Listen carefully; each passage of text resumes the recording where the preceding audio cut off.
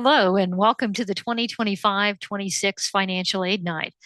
I'm Kathy Mueller, Executive Director of Mapping Your Future. Mapping Your Future is a public service nonprofit organization. And one of the things that we offer in South Dakota is southdakota.mappingyourfuture.org.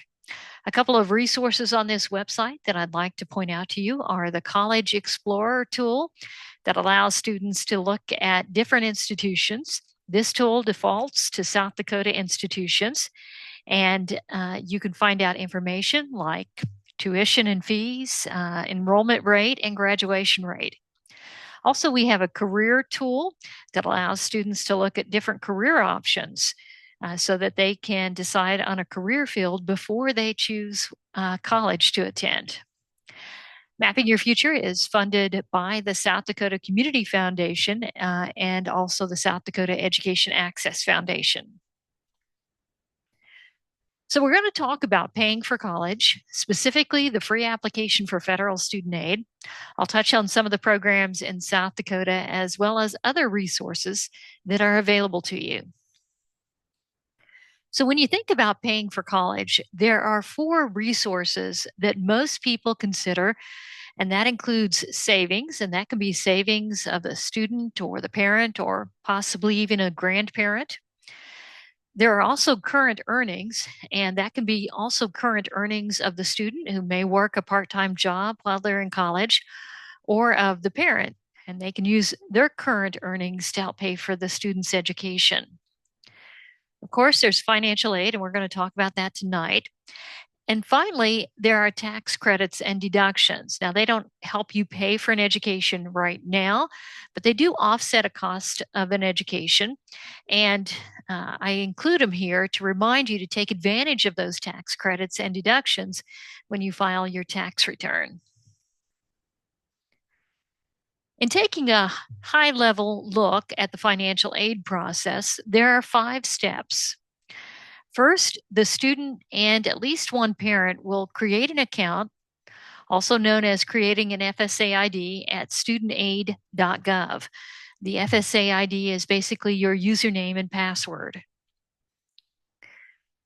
Then the student and at least one parent will complete the free application for federal student aid at studentaid.gov. About a week or so after completing the FAFSA, the student will receive an email letting them know they have a FAFSA submission summary ready to review.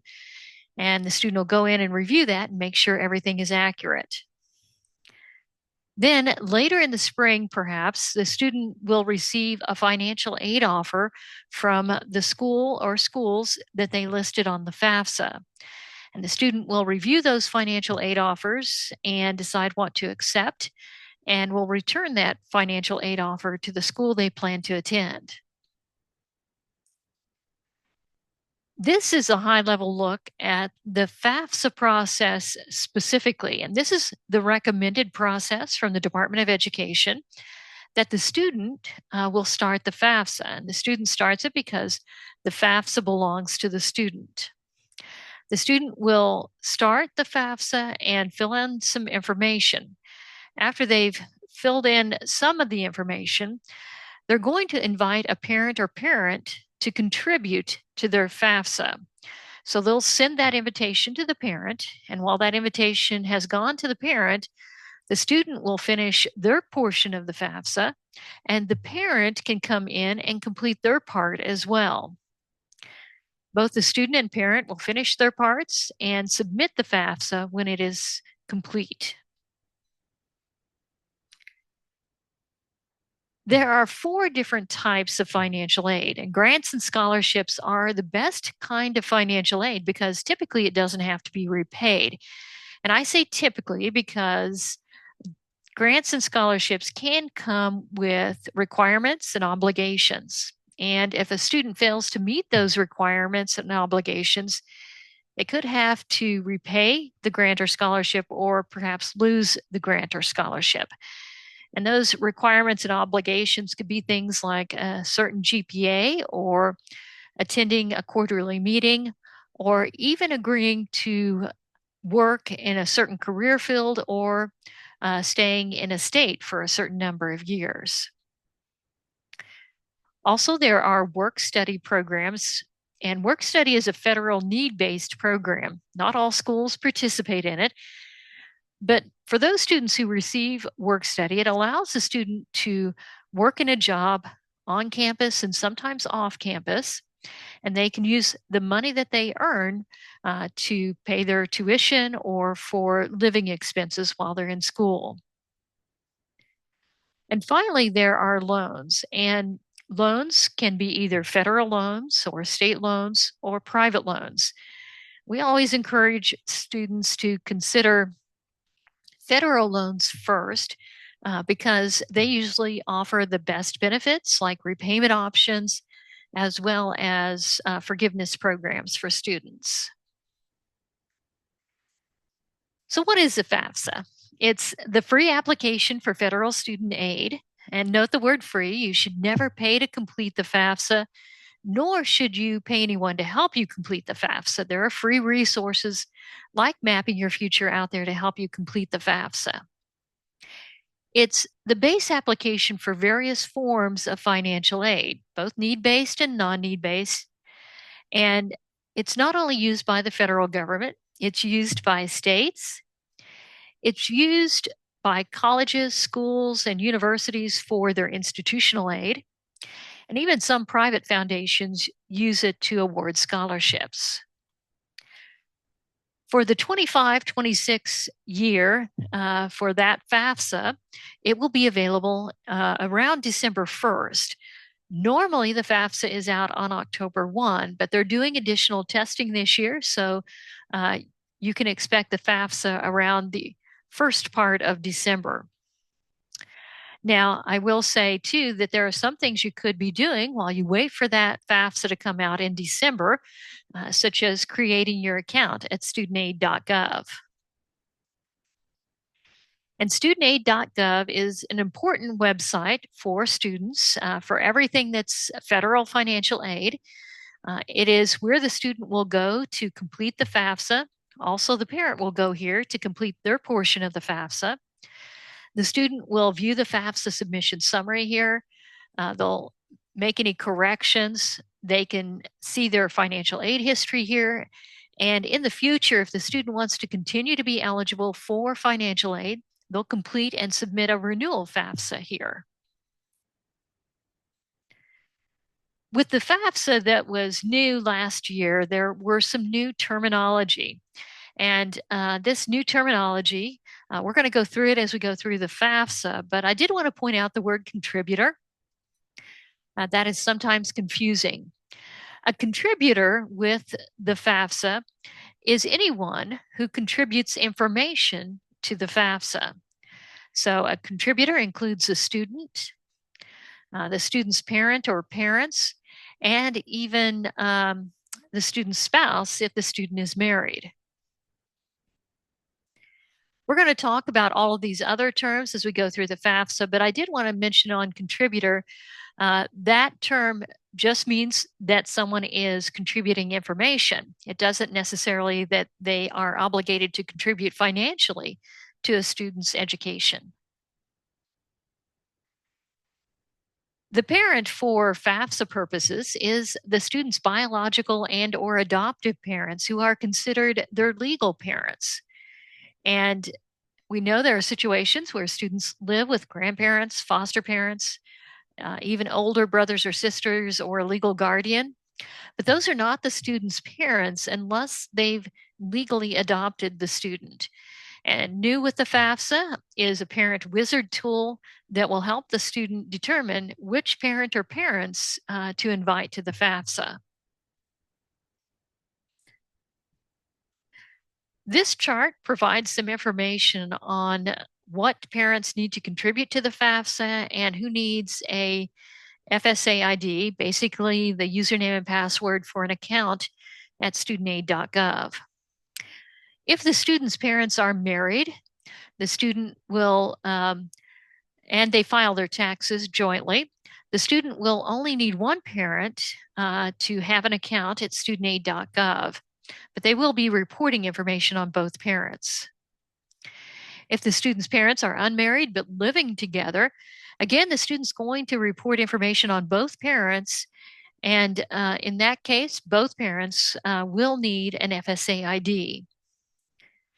If the student's parents have never married and they're not living together, or if they are divorced or separated, in those two situations, it's going to be the parent who provided the most financial support to the student who reports information and will need an account at studentaid.gov.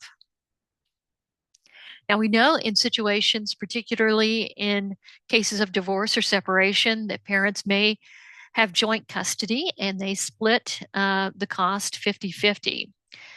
In those cases, we ask parents to look at their financials to make sure that it indeed is 50-50. And if, in some cases, some parents may provide a little bit more support because they are providing insurance or transportation or something like that. So in that case, that's the parent that would report on the FAFSA. But if it is truly a 50-50 situation, joint custody, then the student will invite the parent who has the highest income. If the student's parent is remarried, the student is living with that parent, they're going to have a similar situation in that only one parent the biological parent will need a studentaid.gov account if the parents filed joint taxes. But if the parent and the step-parent file their taxes, married filing separately, both the parent and step-parent will need an FSA ID. If the student's parent is widowed, then of course only the surviving parent provides information and needs an FSA ID.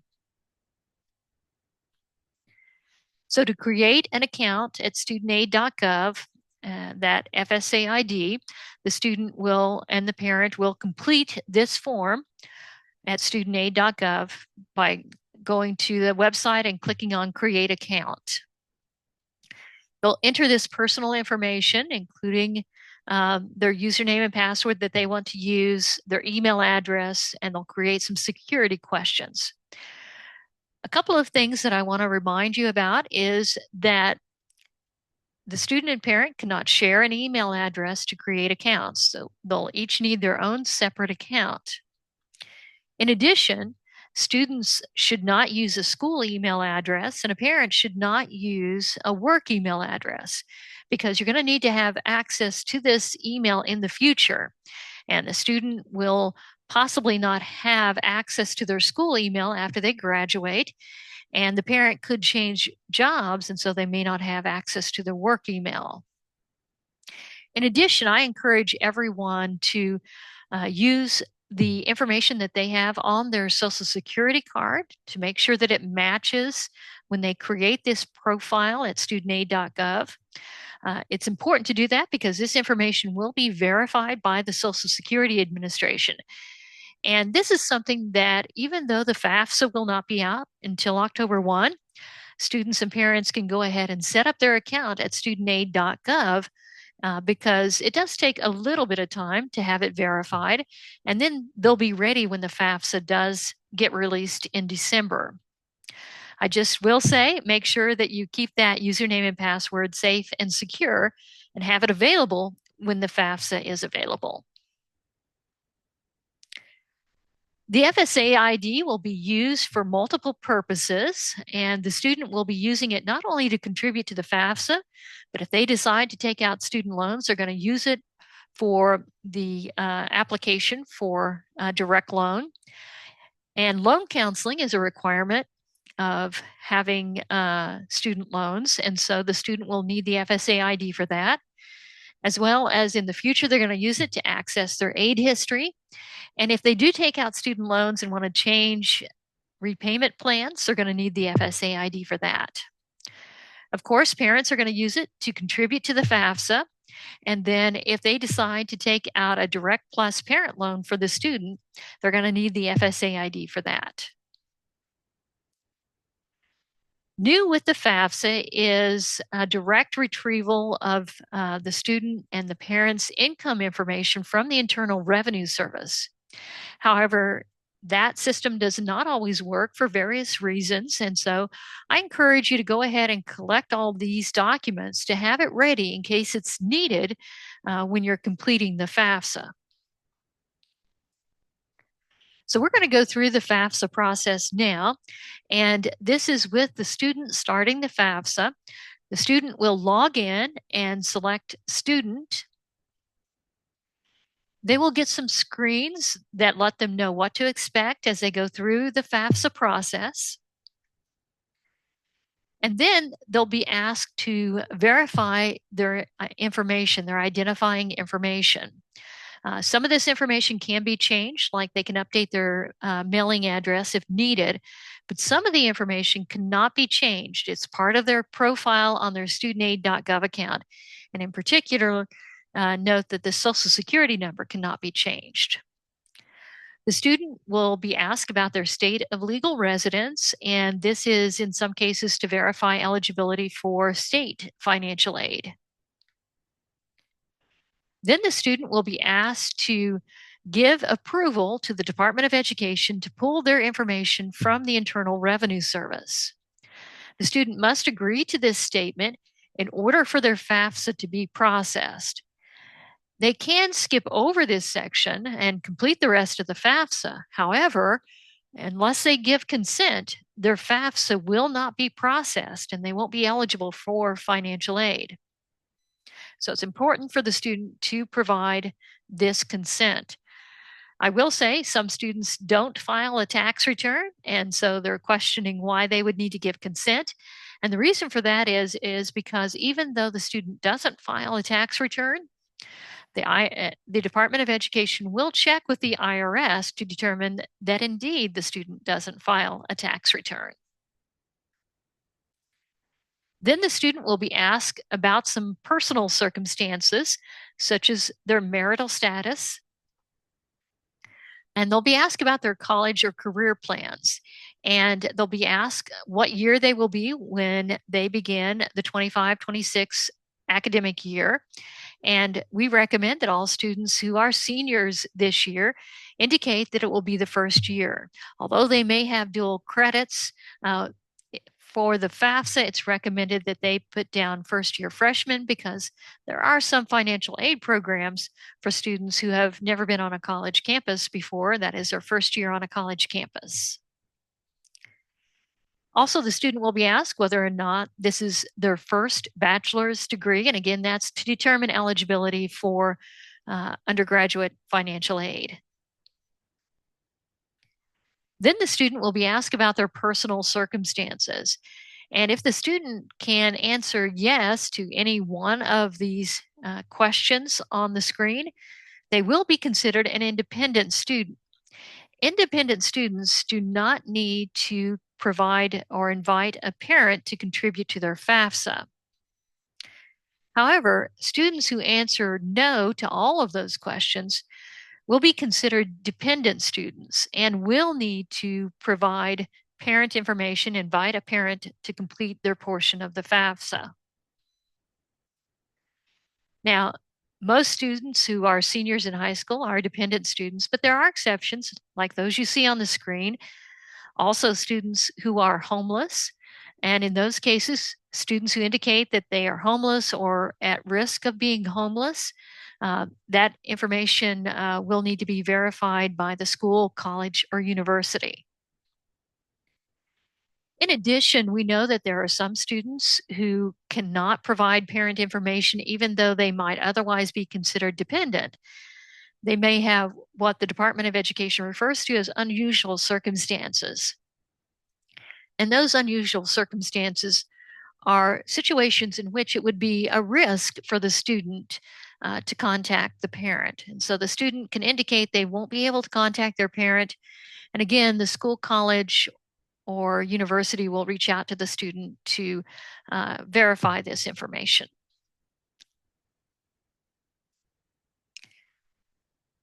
The Department of Education has created a parent wizard for the student to determine which parent to invite. So that helps out a little bit for students trying to figure out which parent or parents to invite to the FAFSA. So the student can complete this wizard, And then they'll be ready to invite a parent to the FAFSA.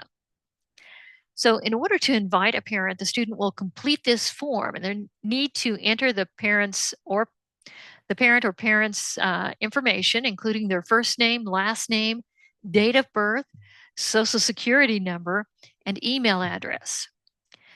Now, I encourage parents to be with the student when they're completing this information. First of all, it's a lot of personal information about the parent or parents. And also, you want to make sure that it's right because you want to make sure that the parent receives the invitation. And we have had some issues in the past where the email address was not entered correctly and the parent did not receive the invitation to contribute to the student's FAFSA. So while that invitation is being sent to the parent or parents, the student will continue on with their portion of the FAFSA. And one of the next screens is a demographic survey that is mandatory. It's mandated by Congress, but the student does have the option to say prefer not to answer, but they will need to make some selection on this survey in order to proceed. Then the student will be asked about the parent's education status, and this is to determine eligibility for some financial aid programs, as well as it may sometimes be used at an aggregate level for research purposes by the Department of Education.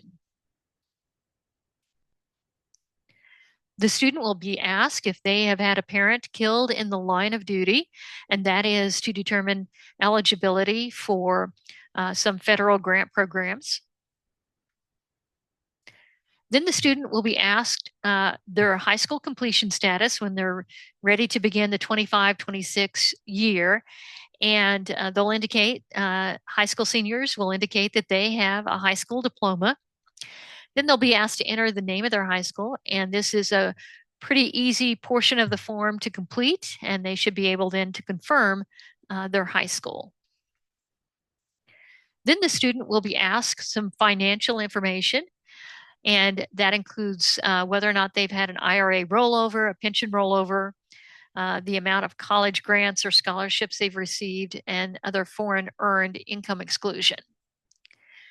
Most high school students will enter 0 in many of these fields, but these questions are on the form because there are students who are completing the FAFSA that are adults as well as high school seniors. The student will then be asked asset information, including the balance of cash, savings, and checking accounts that they own. And they want to know the balance the day that the student is completing the FAFSA. The student will also be asked if they have any businesses or investment farms and the net worth of those, as well as any other investments, including real estate. Many high school seniors aren't going to have a lot of those investments, so they'll enter 0 on those, but just in case, the student will be asked those questions. Then the student will list the colleges or schools or universities that they're interested in attending, and any institution that they list on this portion of the FAFSA will receive their information. Now, the student may not receive a financial aid offer from the school unless they've been admitted first. So that's something for the student to remember. And this is also not a part of the admissions process either. But any school that they list here, and as long as the student has received admission, they should receive a financial aid offer from that school. Next, the student will be able to review all of the information that they've submitted on the FAFSA. They can still make corrections if they need to. And then they will get an update on who they have invited to contribute to their FAFSA. Finally, the student will be asked to agree that everything that they've provided on the FAFSA is accurate and true to the best of their ability, that if they receive any federal funds for their education, they'll use it for the purpose intended, and that they're not in default on any student loans. And So they'll read this statement and agree to it by clicking on that checkbox and then hit submit. And then the student will be given another update screen that lets them know who they've invited to the FAFSA and also some information about what happens next. So now that we've finished with the students part, we're going to look at the parents part. And this is what the invitation will look like via email for the parent to review and click on in order to complete their portion of the student's FAFSA. So once they click on login, they'll be taken to the login screen and then they can sign in to their account. They'll see that invitation to help with the student's FAFSA there on the dashboard. And they will get some FAQs and some orientation screens as well to help them understand about the FAFSA process. And then the parent, like the student, will be asked to verify their identifying information. And again, they can update their mailing address, but they won't be able to update some of the other information here on the screen. Then the parent will also be asked to give approval to the Department of Education to pull their information from the Internal Revenue Service. And again, this consent is required for the FAFSA to be processed. The FAFSA can be completed without this consent, but it will not be processed by the Department of Education without this approval from both the student and the parent. Then the parent will be asked some parent demographics. They'll be asked about their marital status, and they'll be asked about their state of legal residence, again, to determine eligibility for some state financial aid programs. Then the parent will be asked financial information. The parent will be asked about their tax filing status. And also they'll be asked whether or not anyone in their family received any of these federal benefits in 23 or 24. If anyone in their immediate family did receive these benefits and were eligible to receive them, they will not have to provide asset information on the FAFSA. Students with undocumented parents can complete the FAFSA as long as the student has a Social Security number. But if the parent does not have a Social Security number, there will need to be another identification verification process. And so the student and parent will need to provide information and against the credit bureau instead of the Social Security Administration. And the parent will provide income earned from work instead of tax information. Then the parent will be asked to verify family size. They're pulling family size information from the income tax return, but we know that the income tax return is not always accurate to the household size because sometimes there may be someone on your tax return who's not a part of your household, but they may be a dependent for some reason, or you may not claim everyone who is in your household. So with that, you can adjust it and make sure it's accurate on the FAFSA. Then the parent will be asked about the number in college, and the parent will include the student, but not the parents, even if they're attending a post-secondary institution. In addition, they can include any other family members, such as a sibling, that are also attending college that leads to a certificate or a degree in an institution eligible for federal financial aid. Now, I do want to mention that the number in college is no longer a part of the federal financial aid need analysis formula, but they still collect this information because some states and some institutions do use this information in awarding financial aid. Then the parent will be asked a few questions, such as whether or not they've had any IRA rollovers, pension rollovers, any college grants, scholarships, or AmeriCorps benefits, or a foreign earned income exclusion. And so the parent will complete this portion. Then they'll be asked some asset questions, like whether or not they've received any child support. They'll also be asked about the balance in their cash, savings, and checking accounts. And that's their balance the day they're completing the FAFSA. In addition, they'll be asked about their net worth of businesses and investment farms. Now, it used to be that if you had 100 or fewer employees, you did not need to report your net worth of your businesses and investment farms. However, that has changed, and you will now need to report that on the FAFSA, no matter what size your business or farm. You'll also need to report the current net worth of investments, including real estate. And we know that in some cases, investments or real estate, you may have debt against those investments. And so you don't want to report the entire value. And we'll show you that in just a moment, how to calculate the net worth of your investment. I do want to mention that you do not need to include your family home as an investment, nor do you need to include any retirement accounts.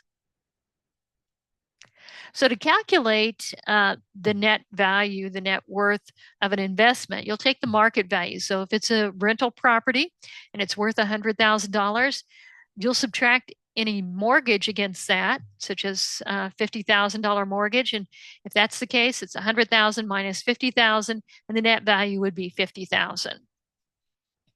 You can really use this formula against any investment that you have a debt against. The parent may be asked to provide information about the other parent, and they'll do that on this screen.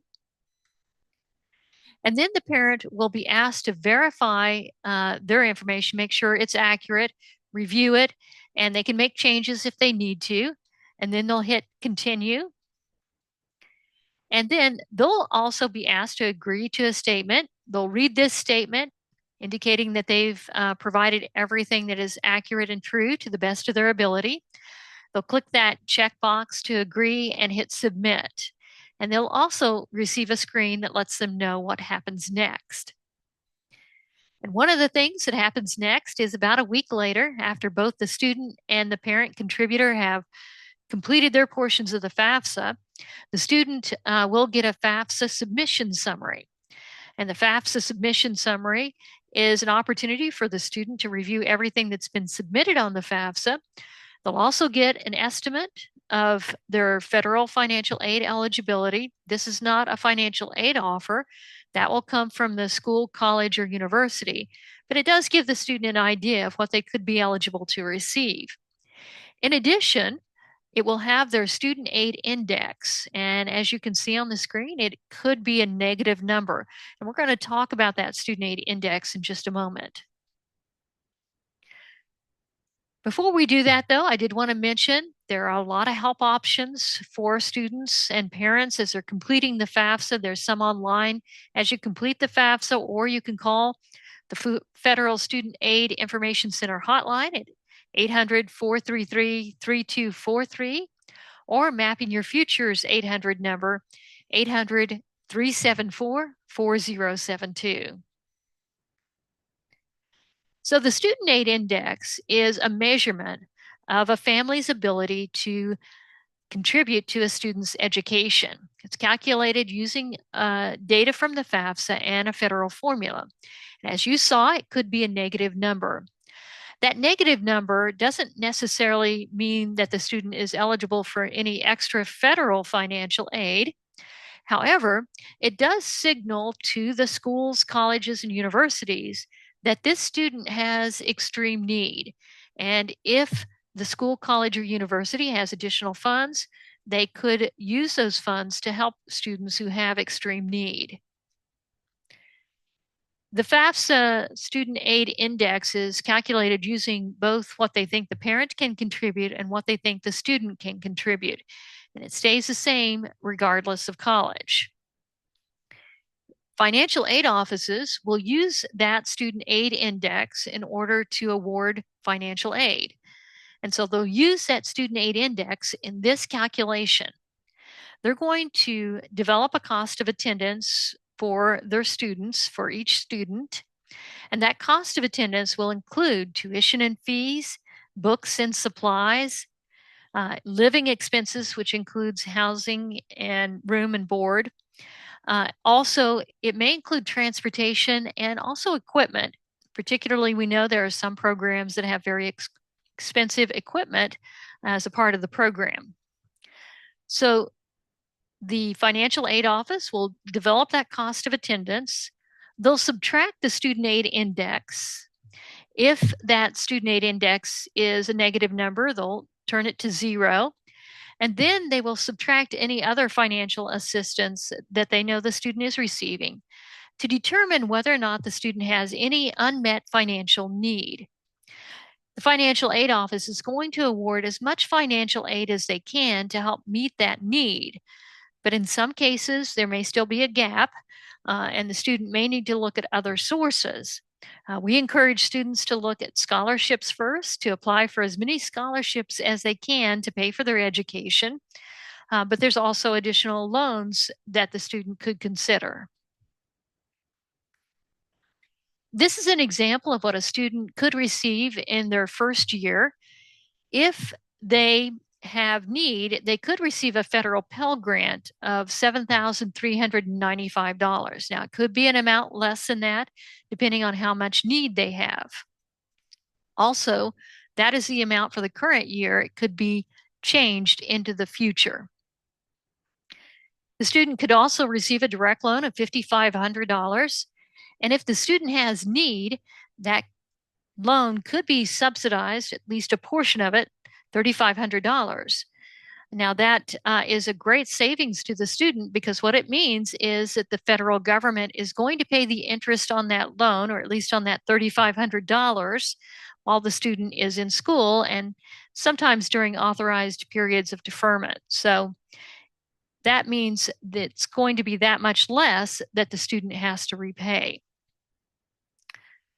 Also, parents can borrow up to the cost of attendance minus any financial aid that the student has received. Now, this is only federal financial aid. So there are also other financial aid programs that the student could be eligible to receive, like the state financial aid programs, institutional financial aid programs, and private scholarships. This is an example of what a financial aid offer looks like.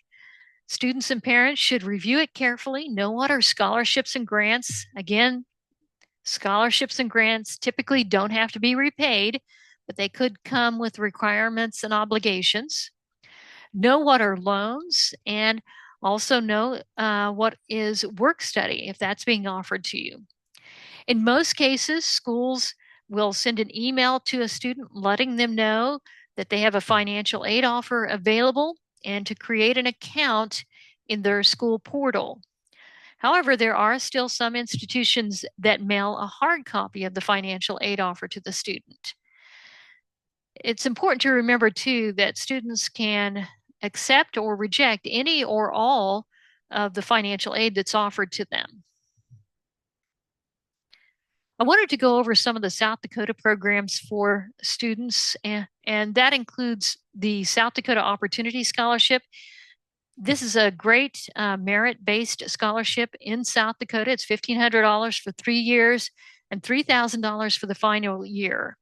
There are eligibility requirements that include a minimum GPA, minimum ACT, and curriculum requirements. And the South Dakota Board of Regents encourages all students to get their application in by June 1st. The Dakota Core Scholarship Program is tuition and applicable fees at South Dakota schools, and the requirements include minimum grades and an agreement to stay in the state to work for in specific critical need occupations. And note that the deadline is December 15th for this scholarship. The needs-based grant program is for those students enrolled at least part-time at a participating institution. It does have a requirement of a completed FAFSA, as do many of the South Dakota programs, and that application is online.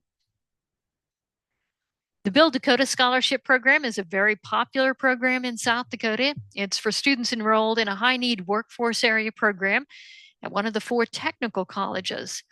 And students must agree to work full-time in South Dakota for a minimum of 3 years. The next application cycle is coming up in January through March. I do want to mention that students must have an employer match for this program. But if the student does not have an employer lined up for this scholarship program, I encourage them to contact one of the technical colleges. Many of them have programs to help students find an employer match for this program. The Freedom Scholarship is a scholarship that began a few years ago in South Dakota, and it's to encourage South Dakota students of all economic backgrounds to live and work in South Dakota. It's really for those students who have unmet financial need as determined by the FAFSA. So students who are eligible for this scholarship will receive an email letting them know that, and they will need to sign an application, basically a master promissory note, because if they fail to meet the requirements, this scholarship could turn into a loan. The Jumpstart Scholarship is not for high school seniors, but some parents may have younger students who are interested in it. It's for those students who graduate from a South Dakota public high school in 3 years or less. The Critical Teaching Needs Scholarship is for students who are already in college for their junior and senior year. But some seniors who in high school who may be interested in a teaching career may be interested in this scholarship for later in their college career. So I wanted to provide a few tips for seeking scholarships. I think it's important that students develop a plan that they understand the cost of attendance at the institution they plan to attend and use that cost of attendance to establish a scholarship goal. They should look locally, check with their high school counselors, look at community organizations and other organizations in their local community. Look at the college they plan to attend. Of course, we just talked about some of the state programs, and then also look at employer programs. Many employers offer scholarships for not only their employees, but also sometimes children of their employees. Look at organizations or employers that align with the student's career choice. They often want to award scholarships to young people who are going into their career field. And of course, there are the scholarship search engines. I'll list a few here in just a moment, but I do encourage you to be very, very careful when entering any information in a scholarship search engine. Make sure it's legitimate and don't enter any personally identifying information such as a social security number because they really don't need your social security number until you've been awarded a scholarship. Make sure you prepare the application carefully. Even if you're preparing the application online, have somebody else take a look at it before you hit submit. And then make sure you stay organized. You can use our scholarship tracking sheet. I'll have a link to that in just a moment. And make sure you follow all of the deadlines and requirements. Many scholarship application committees do not even look at anything that does not meet the deadline. It's not really fair to those who have followed the instructions. And then you might want to consider having a dedicated email address for your scholarship search. You can use it to apply for scholarships and also to use it when you register with the scholarship search engines. That way, if you get an email about a scholarship, you're more likely to see it if it's not mixed in with all of your other personal email.